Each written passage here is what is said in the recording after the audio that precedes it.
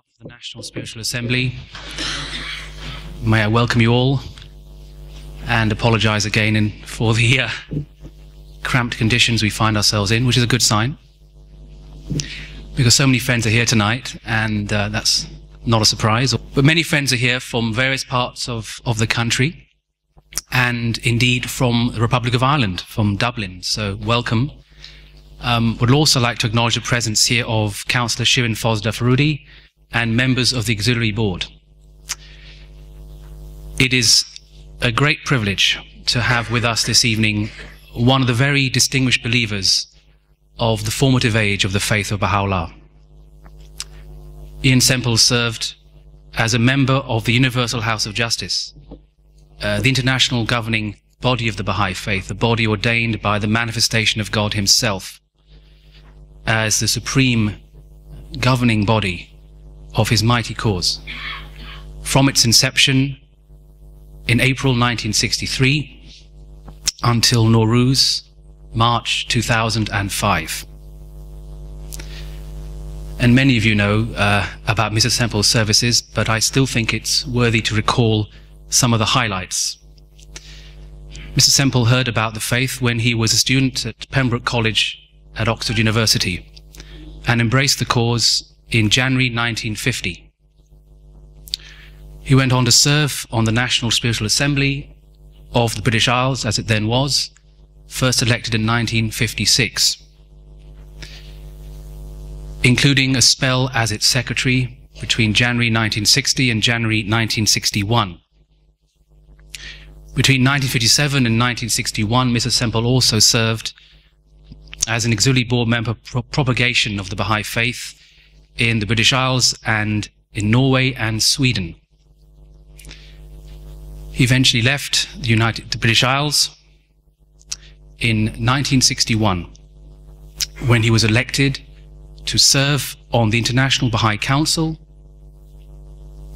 and served on that institution as its Assistant Secretary until his election to the Universal House of Justice in April 1963, and was re-elected on 8 successive occasions to the Supreme Body.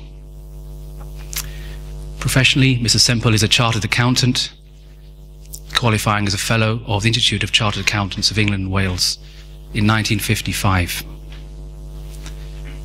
Among many of the distinguishing privileges that Mr. Semple has had, of course, includes being a pilgrim in the Holy Land in May 1957 in the presence of the beloved Guardian himself. Mr. Semple is joined this weekend by his dear wife Louise.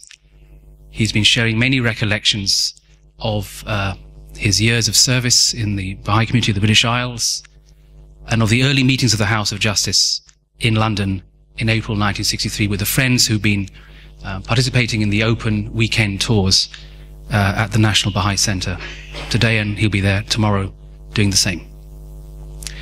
It is therefore with a great sense of privilege and delight that on your behalf I welcome to the stage Mr. Semple, who will speak tonight about the Guardianship and the Universal House of Justice.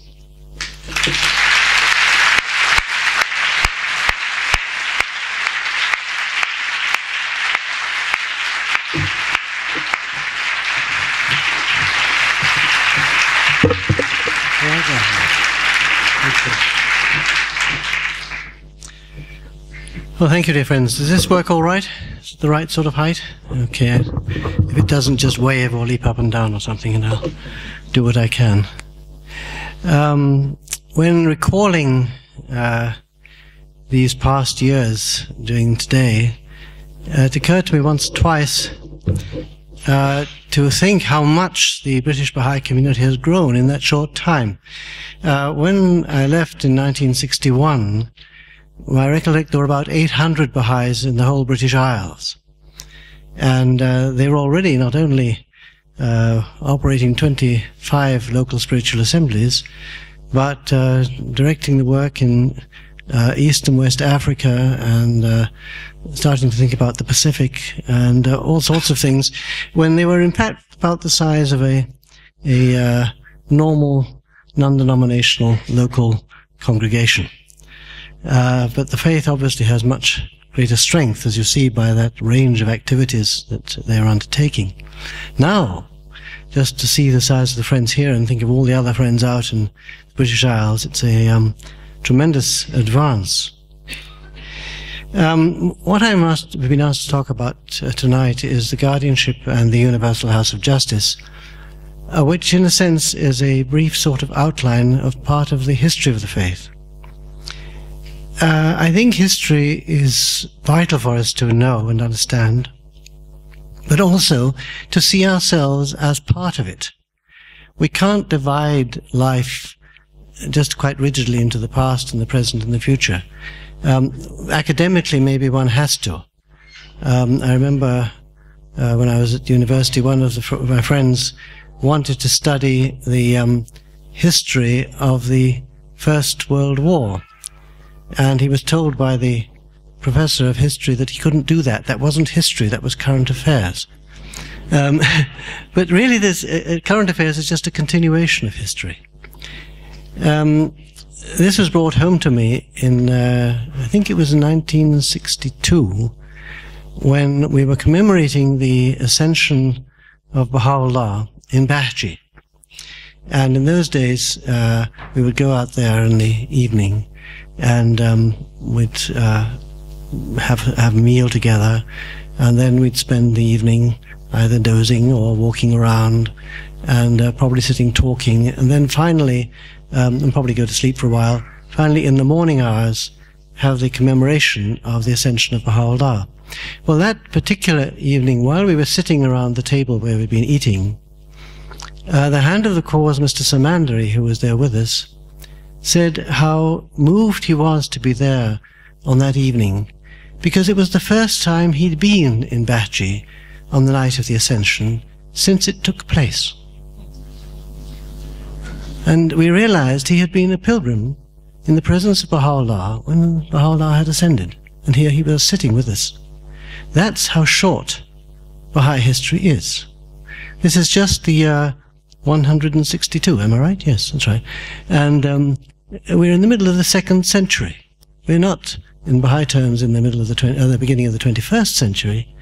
We're in the middle of the 2nd century. We're at the springtime of the world. Now, we remember this when every Razwan we think of the declaration of Baha'u'llah.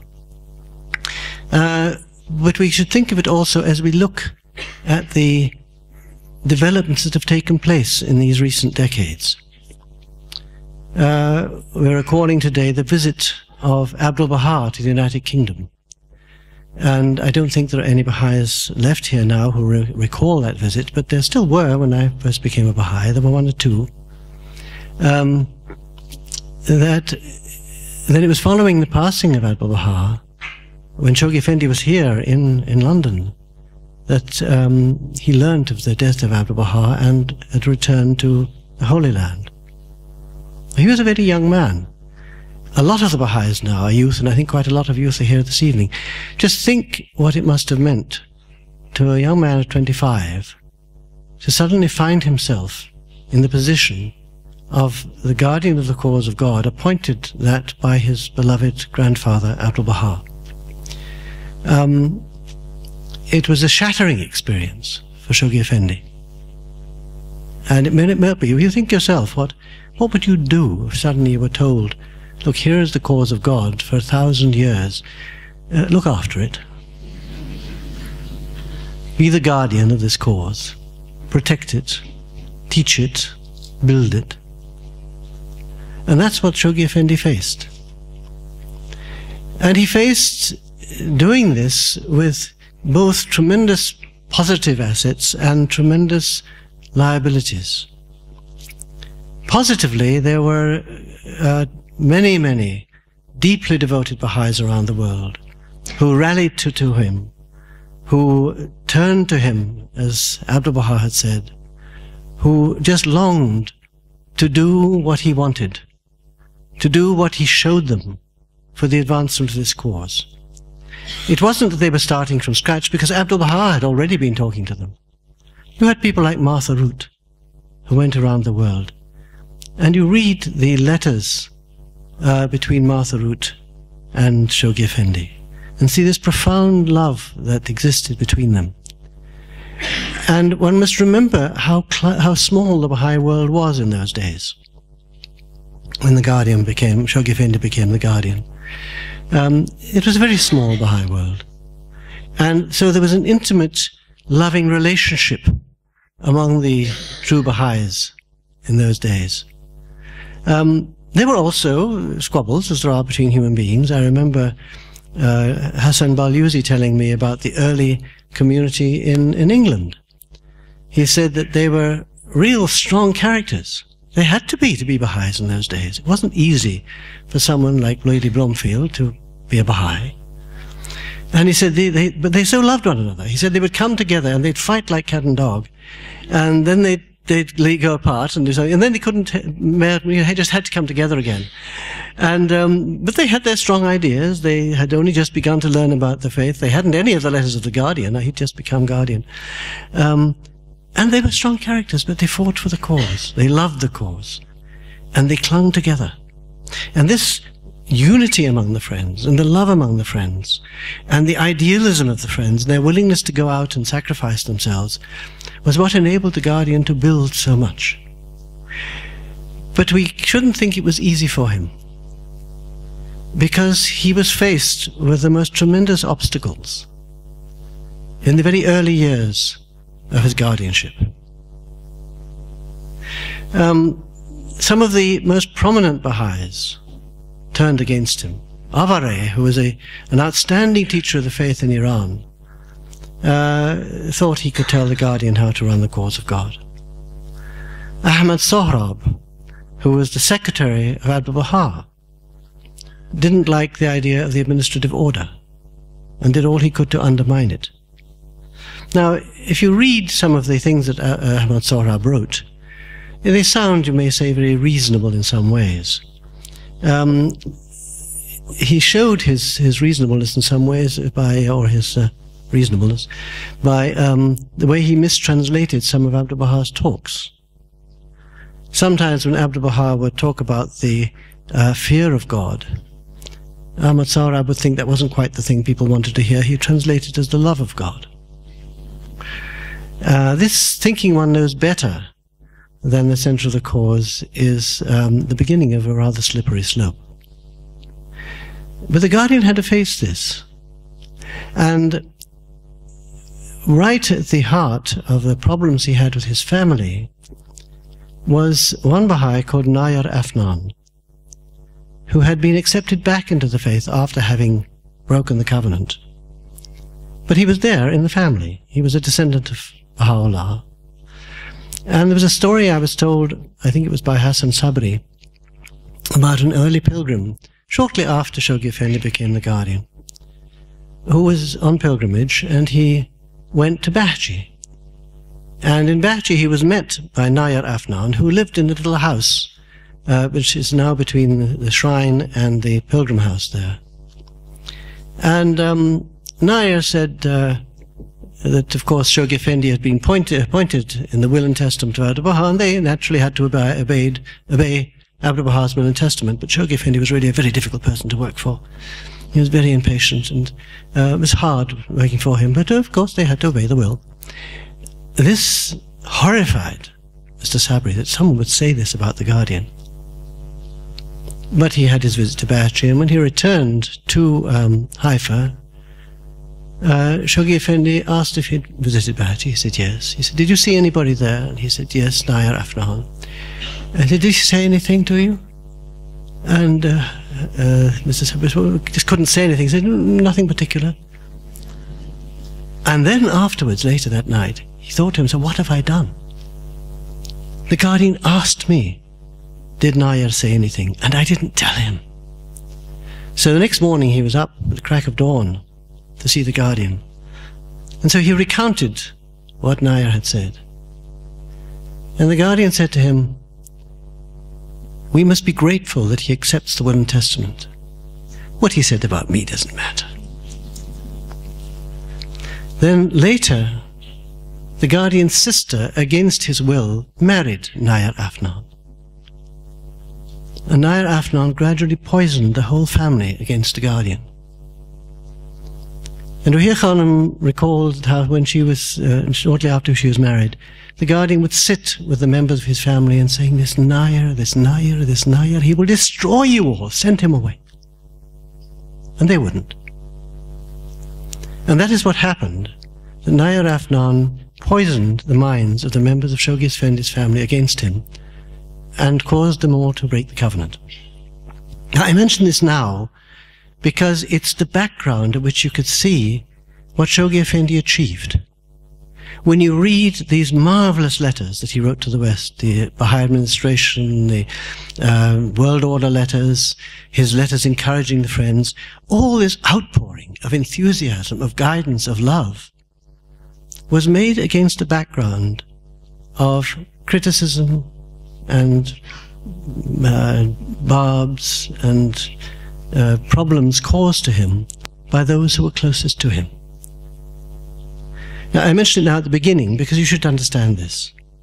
But this is not the fulfillment of everything. He had many problems. For example, shortly after he became Guardian, the followers of Mirza Muhammad Ali stole the keys of the shrine of Baha'u'llah. And here was this young man left trying to get the keys back. He eventually got them back. But these were the sort of things he was dealing with. But when you look at what he was doing with the whole Baha'i world, he wrote these fantastic letters, these marvelous letters to read. And it's good to read them through. Don't just dip into them.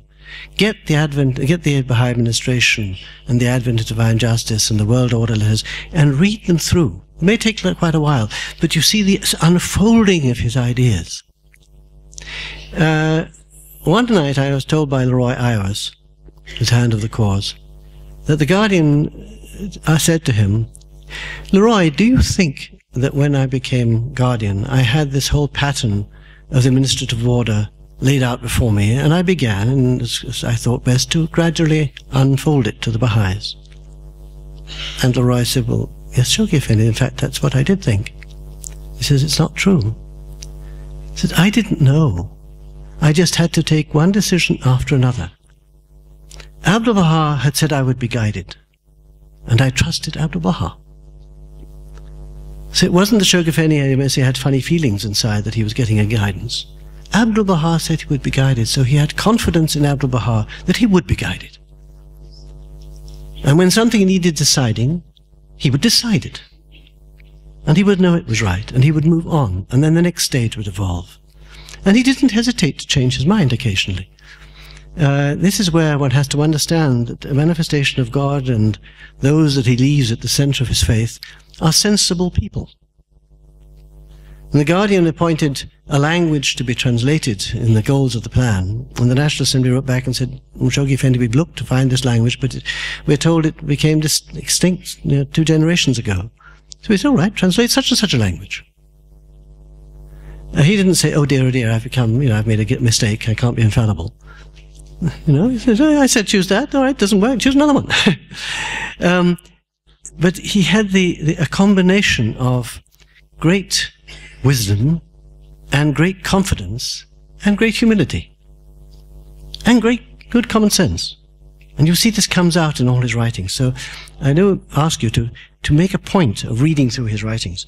You may say it's difficult English. Well, in some ways it is. But that's because it's extremely good English. He says things clearly. He'll take a sentence of the Guardians. It seems a very long sentence, but in fact it's a constricted paragraph. He's got so many ideas in, and he used to write aloud. He said, Ruhia Khanum said he liked to read aloud when he was writing. And sometimes this helps if you have any difficulty with the Guardian's writings. Read it aloud, because that's how he wrote it. And this is how it makes sense, how it links together. You may be able to make sense without reading it aloud, but it helps sometimes because you see the periods of the flow of his ideas. Now, doing this, the Guardian gradually built up the Baha'i world. He started with constructing the administrative order. Now, early on, he had wanted to call the election of the Universal House of Justice. And in fact, he gathered to Haifa a number of prominent Baha'is from around the world to consult about what could be done. And he came to the conclusion that it couldn't be done. It wasn't the time. It was premature. That first he had to build the groundwork on which the house could rest. So you see all his letters about the election of local assemblies, how local assemblies function, the spirit that has to suffuse consultation, and then the election of national assemblies, and how national assemblies function. All this business of administrative functioning was essential to the cause. Some Baha'is criticized him, said, well, why are you doing all this? What about the divine plan at Abdu'l-Baha? In fact, this is what Ahmad Sohrab said. He said, why are you talking about all this administration when Abdu'l-Baha's divine plan's there? Why don't you put it into effect? And the Guardian explained that he had to have instruments. Martha Root was the greatest teacher we've known, but very little remained of what she did because there was nothing to follow up. There was no structure. There were no local communities, no local spiritual assemblies, let alone national assemblies and committees and so on. So this is how the Guardian approached things, with the guidance of God. As I say, he told Leroy he didn't plan it from the beginning, but he just saw what he had to do at first, and he did it. And so for these number of years, he raised up the structure of the administration, and then began to implement the divine plan of Abdu'l-Baha. He started this series of great teaching plans. First of all, the first 7-year plan, when in America they had to establish assemblies in every state and every province of Canada and open Latin America. Then the second 7-year plan and the European teaching campaign. And in Britain, while in the second 7-year plan was going on, of course, he got various other countries joining in. And in Britain we had our 6-year plan. And that's when I had the good fortune to become a Baha'i, towards the end of the 6-year plan in 1950. And then the community was just humming. The pioneers had gone out all over the United Kingdom, established these assemblies, and they were very delicate things. I mean, you had to keep on re-pioneering to save the assemblies. And the National Assembly would send out almost weekly bulletins as the end of the plan approached that, 2 more gaps in this place, 3 gaps here. And the Friends would get up and pioneer, and eventually the 6-year plan was won. Just. With a tremendous effort. But it was a basis. All the time the Guardian would raise us up to establish a foundation on which we could move forward. And the British Baha'is had no sooner as it were taken a deep breath with accepting the idea of the completion of the 6-year plan, the Guardian opened the idea of the Africa campaign to their minds. That, I mean, it's one thing to pioneer from, London to Belfast or Dublin or something like this, but to pioneer to Africa? And many of the pioneers, if you talk to pioneers of the 10-year crusade, you'll hear a number of them hadn't the faintest idea where they were going. Iran Mahajer tells me that when she and Dr. Mahajer were to pioneer to Indonesia, she hadn't the foggiest idea where Indonesia was, let alone what it was like. And they went there. And these pioneers just arose and went out and scattered the faith all over the world. The Guardian used to talk often of the need for the diffusion of the faith first, and then the suffusion of the faith. To spread it all over the world, and then in all these countries to deepen the depth of the spirit of the faith in those countries. And this is what has been going on. Having got these plans going, he was using his administration to send the faith out into the world. He continued the building of the administrative order. And one great astonishment to the Baha'i world was in 1951, when he appointed the first International Baha'i Council. Because in those days, remember, we just learned about local assemblies and national assemblies. And suddenly here was an international institution that he said was the embryo of the Universal House of Justice. Now, one thought of the House of Justice as being something way, way in the future. But then now this was, as it were, the foretaste, a sort of aperitif to the Baha'is. And we saw something beginning to function. Now, in the Holy Land, of course, this was also the Guardian getting some reliable helpers. For a long time, his helpers were his brothers and cousins, and they were the ones that turned against him. Until, of course, he had Ruhiyya Khanum. And she became his secretary. And there's this wonderful cable he wrote about her, that she was his shield against the covenant breakers, and his helpmeet in all his labors. And you can see that. And this is really another whole story, but I hope if Violette Naqshbandi comes again to London, she can tell you more about Ruhiyya Khanum, because she was the most extraordinary woman. Tremendous character, great love, great understanding, and profound humility. And she was there, the Guardian's right hand, helping him and writing his letters. And again, you see the smallness of the Baha'i world.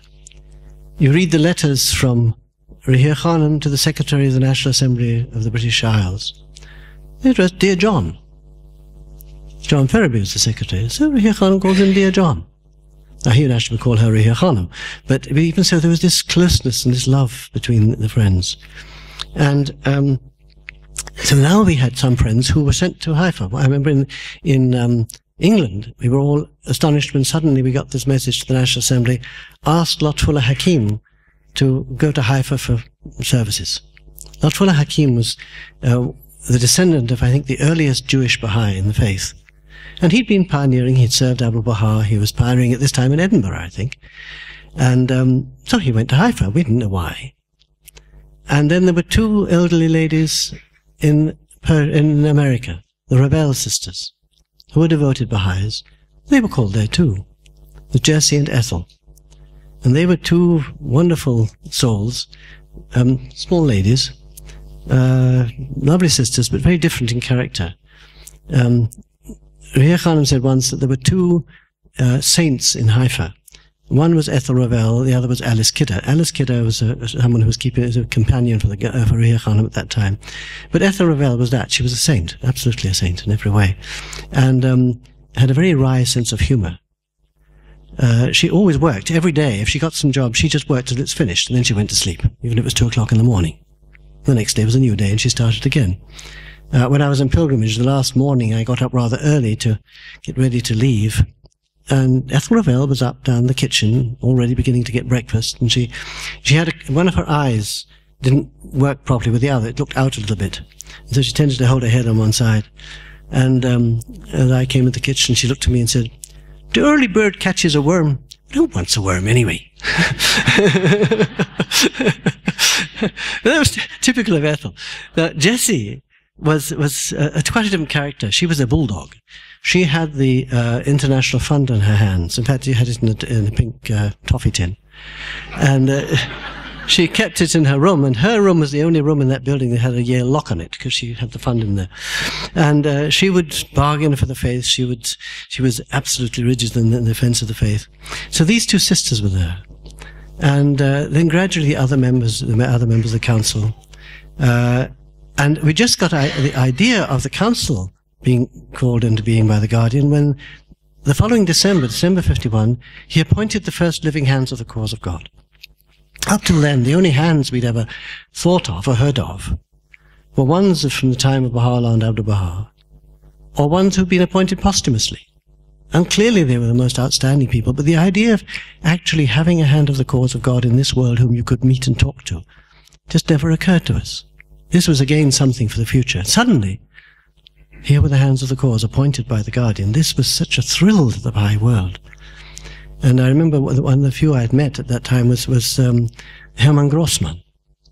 And he seemed so obviously to be a hand. I mean, once he was appointed, I thought, oh, of course, that's what a hand is like. And these hands were appointed around the world. And the guy, this was still in 1951. And the Guardian had obviously started the building of the administrative order at the base, got the national assemblies going, then suddenly started from the top on the appointed arm. And here's the Guardian was appointing his hands. And they had only been functioning, he appointed various other groups of hands afterwards. They'd only been functioning a short time. And he called upon them to appoint auxiliary board members. Now, no one had ever heard of auxiliary board members before then, but these helpers to the hands that they had to appoint. And some of the hands were asking him, whom should they appoint? He said, that's your job. I'm appointing you. You appoint your auxiliary board members. So this whole concept, which is quite new and very difficult for some Baha'is, because we'd got out of the way of thinking of certain Baha'is as being, you know, kingpins. We got used to the institutions as being the authoritative bodies. And then suddenly to have individuals who had rank and status and advisory authority over assemblies rather jangled the brains of some friends. They found it rather difficult to accept.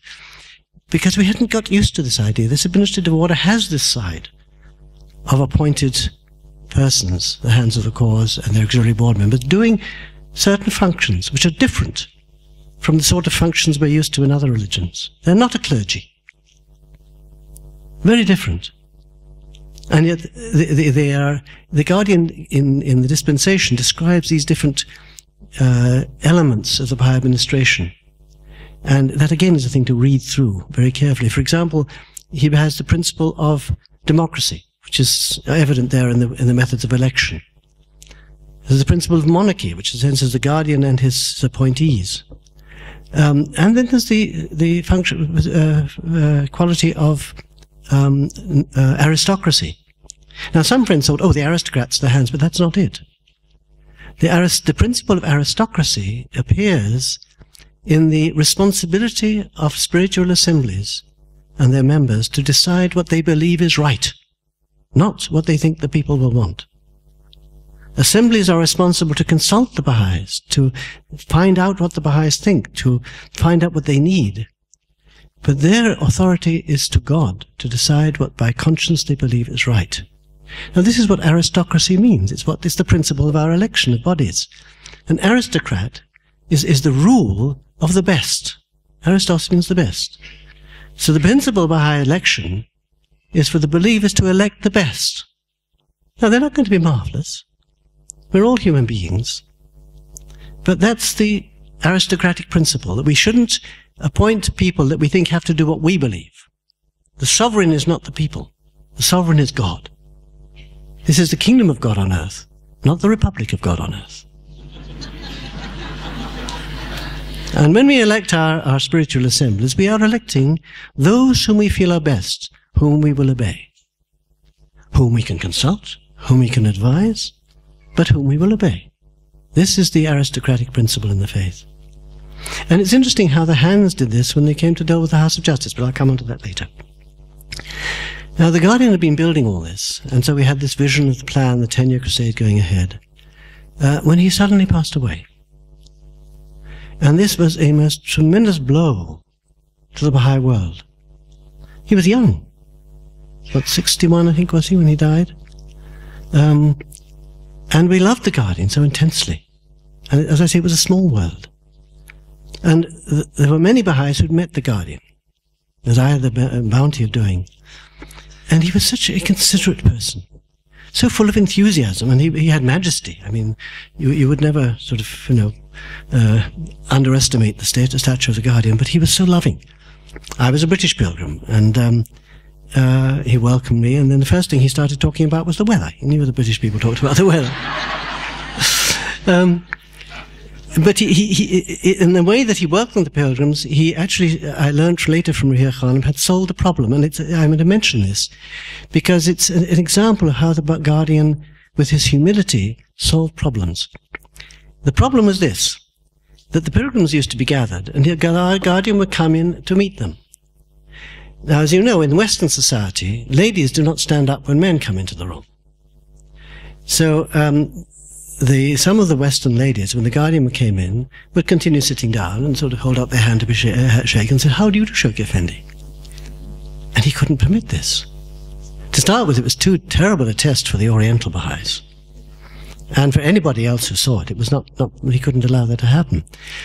But he didn't issue an instruction that when the Guardian comes in, will everybody please stand up, including the ladies. He so arranged it that in future, he was in the room first. And then the pilgrims came in. So, of course, they were standing up. I mean, you don't come in sitting down. And then he could welcome them and show them to their seats and be a perfect host and settle you down. This is the sort of way he solved problems. But he could of course be angry sometimes, because he was a human being. He himself said he wasn't the exemplar of Baha'i life. Abdul Baha was that. I think Abdul Baha also could be angry from time to time, and I'm sure Baha'u'llah also. But the degree of love, you may say, reached its peak in the manifestation of God. Rahia Khanum told me that when she became a Baha'i, her only near experience with Abdul Baha, and she asked one of the members of the Holy Family, was Baha'u'llah really as loving as Abdul Baha was? And this member of the family said, oh, compared with Baha'u'llah, Abdul Baha wasn't loving at all. So we get a little glimpse of the degree of the qualities of the manifestation of God. At any rate, when the Guardian was angry, Rahia Khanum says you could feel the whole house shake. He was angry. But he usually wasn't angry with pilgrims. He was so loving, so understanding, so interested in the pilgrims. He could see the genuineness of character. One of the things I was frightened about when I went on pilgrimage was I had a sneaking feeling that the Guardian could see right through me. He would know what I was like.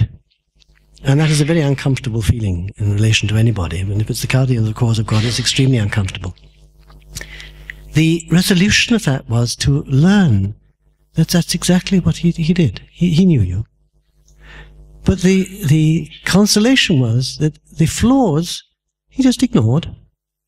That's not what he was interested in. All right, you had flaws, he knew those. What he wanted was any possibilities that he could do something with. Any possibilities for capacity, which he would encourage. And that's so with many pilgrims had this similar experience.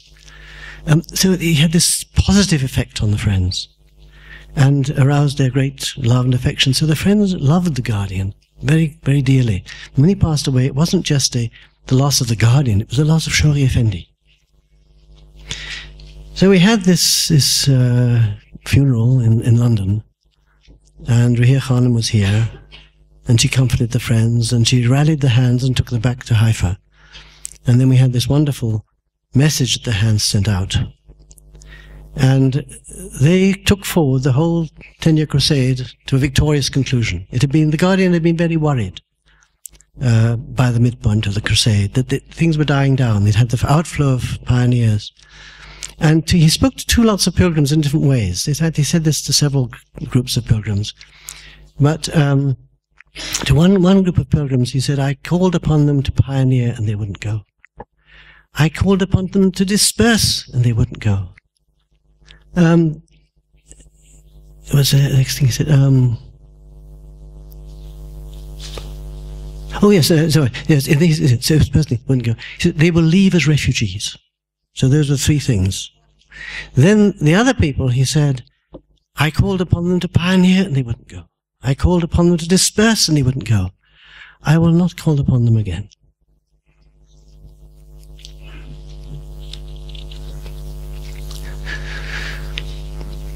And of course, then when the Guardian passed away and the hands reminded the Baha'is of the goals of the 10-year crusade, the whole Baha'i world rose up and the crusade was won. Then with the winning of the crusade, you had the wonderful Congress here. And then the House of Justice had been elected. And this is where the House of Justice comes into the picture. Sorry, I think I'm going a bit too long, I have to be careful. But the House of Justice was faced with this situation once it was elected. What happens to the guardianship? There had been some disagreement among the friends. Some said, obviously, the Will and Testament says how guardians to be appointed. You can't do it because there can't be any guardian. The others were saying, obviously, there must be a guardian. It's part of the whole administrative order. There must be a guardian, you see. The hands very wisely said, stop speculating. That's not your business. Only the House of Justice can give an answer.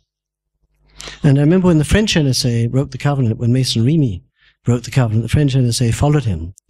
Mr. Fayzi came back to Europe afterwards, after the new NSA had been elected. And he told all the friends, he said, the House of Justice is shortly coming into existence. Beware, don't form any preconceived conceptions of what the House of Justice will decide, or you will test yourself.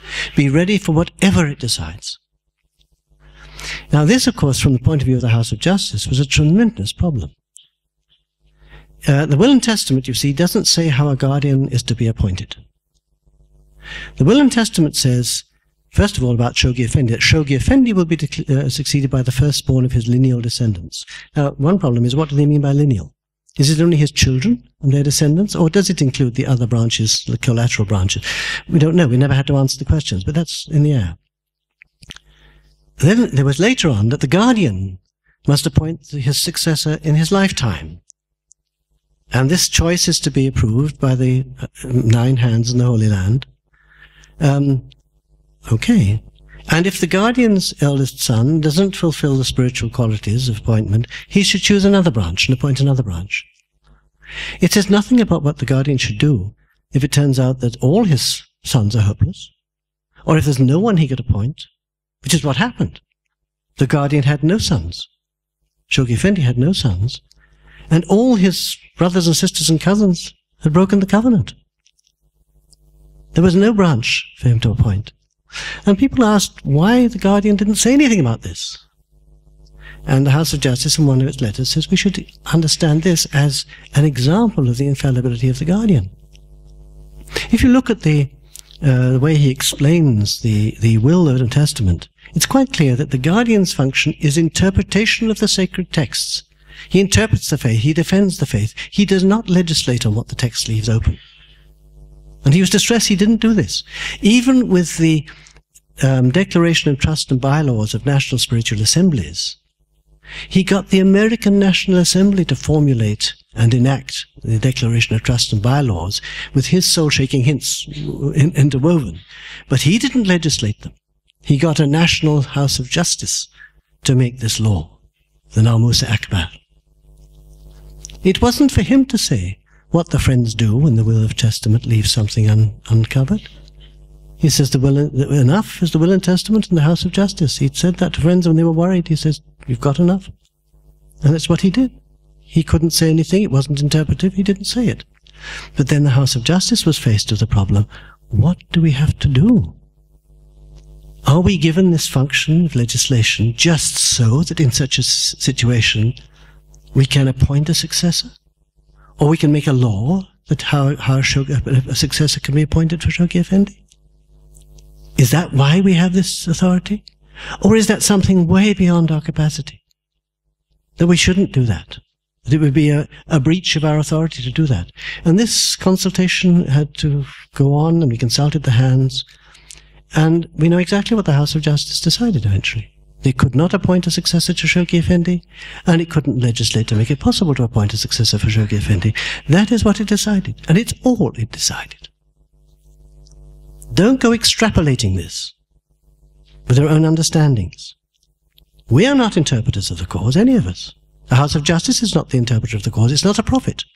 It stated what it decided, and we know what it is. Later, when Friends asked questions, it explained how this didn't undermine the covenant, how the House of Justice's authority was clearly in the texts, and how it has enough. It can't interpret that. Authoritative interpretation is not there in the absence of the guardian. And because the hands had to be appointed by the guardian, you see, there it's different. It doesn't say how the guardian is to be appointed by his predecessor. It's how the guardian is to appoint his successor. But in the case of the hands, it doesn't say how hands are to be appointed. It does say how hands are to be appointed by the guardian. It's the opposite way around. So with no guardian, you can't appoint any hands. So the House of Justice then had to discuss this whole relationship between the House of Justice and the hands. Had it authority to tell them what to do in the absence of the guardian? Yes, it was the head of the faith. So it then developed its relationship with the hands. Then it was able to bring into being the boards of councillors, who are not hands. They perform some of the functions of the hands, and they are able to carry forward this whole side of teaching and protection in the faith that the hands had done. And so in all this work of filling in these gaps in the system, of reconstructing the system, the House of Justice was continually referring back to the texts of the Guardian and consulting the hands. It used to meet regularly every week with the hands of the cause in the Holy Land. And every time the hands had a conclave every year, it would meet with the hands in the conclave and discuss the next major decision to be made. So it was a very close interrelationship between the hands and the House of Justice. And that again has been a very sad experience over these past years, has been the passing of the hands. Two very serious events, a series of events, have, as it were, round the hearts of the members of the House of Justice. One is the persecutions in Iran, where we had to follow the advice of the friends in Iran and take their advice and follow the guidance of God as to what should be done in this situation, hoping, at every hope and praying, that no action will precipitate worse situations. They would gradually take things forward. So far, the guidance seems to have been working, but the friends are still suffering very much in Iran. And this has been a burden on the House for many years. The other was the gradual loss of the hands of the cause. This whole institution, which had been there, slowly, individual hands passed away, some suddenly, some through old age, one through being murdered, Kalinga. And from the House of Justice members' point of view, of course, these were not just, you might say, high officers of the faith that we were losing. They were intimate friends that we wouldn't see anymore. And then, of course, the last of the passings was Amatullah Ruhiya Khanum, who had been a tower of strength to the House of Justice all those years. She had served the Guardian with such incredible fidelity, and she just transferred that to the House of Justice. And just as she asked the Guardian questions, and she used to often tell about she's raising issues with the Guardian. In fact, I remember once at the table, one of the pilgrims said, Shoghi Effendi, when you said so-and-so, did you mean such and such? And Ruhiya Khanum obviously thought the pilgrim was not saying quite sensible, and she intervened and said, oh no. And the Guardian turned to her and said, oh yes. And so this is in front of the pilgrims. The Guardian would discuss all sorts of things in front of the pilgrims. And there was this lovely relationship. He would, as it were, pull the leg of Ruhiya Khanum occasionally. I won't go into details, but for example, she used to take little vitamin pills. He would comment about Americans being very fond of pills. But there's this tremendous, the freedom of expression and the absolute devotion which Ruhiya Khanum gave to the Guardian, she transferred to the House of Justice. Again and again, if she thought something was going wrong at the World Centre or something developing, she'd come and meet with the House of Justice and say what she thought and what she recommended be done. And then whatever the House of Justice decided, that was it. We went on with that. So that the loss of Amatul Baha was a tremendous blow to the House of Justice. But thank God we still have Dr. Varga, one of the hands, who is in fact the occupant of the oldest institution in the whole Baha'i world order, the trustee of Hukuk. And this is a vital institution, a very great institution, and Dr. Varga is still with it. But these years have seen this interrelationship between the Guardian and the House of Justice, and in the teaching work, of course, the House of Justice has carried forward what the Guardian did. And over these years, as it mentioned in a recent letter, the whole Baha'i world has been experimenting. And at last, we've been able to make a sort of condensation of the lessons of what to do right. And this is really what this present push of the faith is, this whole question of training institutes, of the base, the core thing, what are they called? Activities, yes, sorry, I'm losing my memory, is a systematic approach to the teaching work, which the House of Justice has deduced from the successes of the Friends in their experimentation with the work. That is why now I think things are beginning to go forward so fast, that this is the House of Justice interaction, you must say it's spiritual conversation with the Baha'i world, of how things are done. And as the Baha'i world responds, then we can see the faith going faster and faster forward. And this is the same pattern as the Guardian followed. And what the future will hold, we don't know.